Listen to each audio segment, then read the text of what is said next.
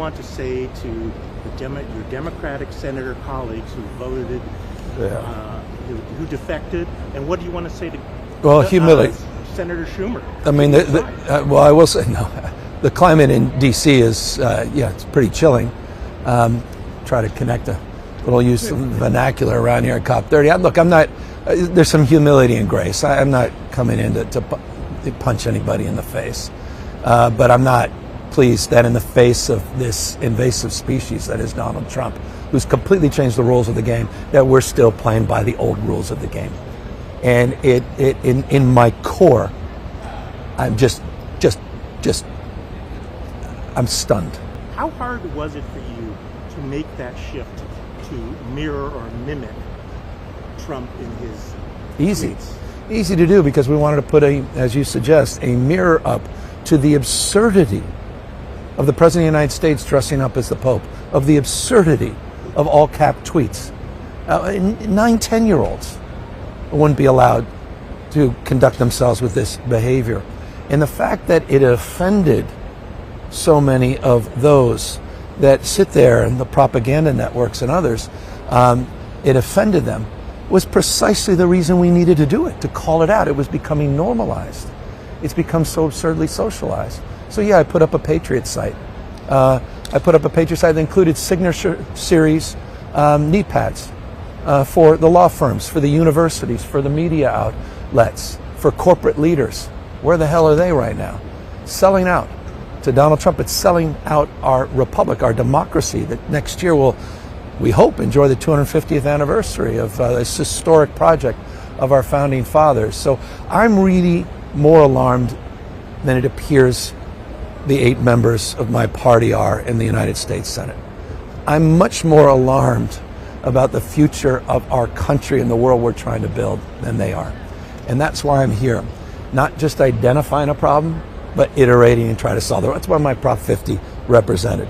That's what our social media is representing. That's what our 45 lawsuits against the Trump administration are representing. That's what our extension of the cap and trade, and honestly, one of the reasons we got it done this year, represents a positive alternative vision and an exercise of leadership in the absence of leadership, and trying to assert ourselves as a stable and reliable partner on the world stage on one of the most important challenges of our time. Simultaneous crisis, democracy back home, and climate crisis globally. In terms of your social media and his, I believe in the last day or two you've talked about dementia.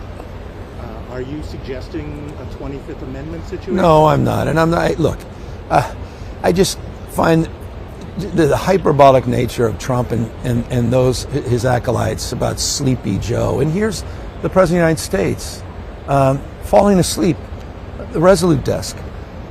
He's clearly not the same Trump. And I don't say that lightly. I say that with intimate appreciation. I mean, spent 90 minutes with him in the Oval Office a few months ago, and phone calls, and I worked with him in his first administration. He's a different person.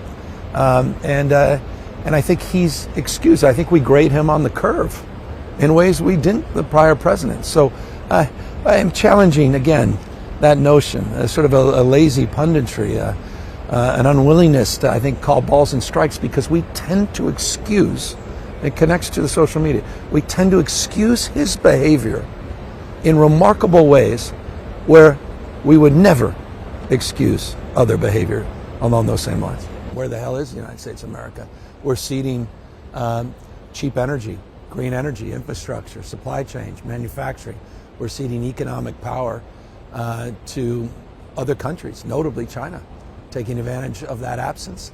And they're going to clean our clock economically unless we wake up to the economic imperative and opportunities of low-carbon green growth. Mother Nature and the market compete.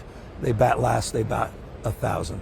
And the market is moving in that direction. Even we all know Trump 1.0, he failed on coal. He lied. He said he would deliver big victories. Coal. We saw a reduction in coal. We saw a doubling of solar. And we saw a reduction in greenhouse gas emissions because the world's moving in this direction. And so we're proving that paradigm, and that gives me confidence. And I think that's around the theme of this. It's not about what or why, it's the how. And it's about the application of our ideals, the pragmatism that's behind it. China gets it. A lot of countries get this. Again, it's not about electric power, it's about economic power. Places, lifestyles, tradition being, disappeared in real time in California. Paradise, California, Grizzly Flats, places that are being wiped off the map because of the ravages of the hot's getting hotter, the dry's getting drier. And so, again, it's in that spirit I'm here, but I appreciate that people are grateful that at least somebody is here from the United States, because we matter, and I'm grateful that they care.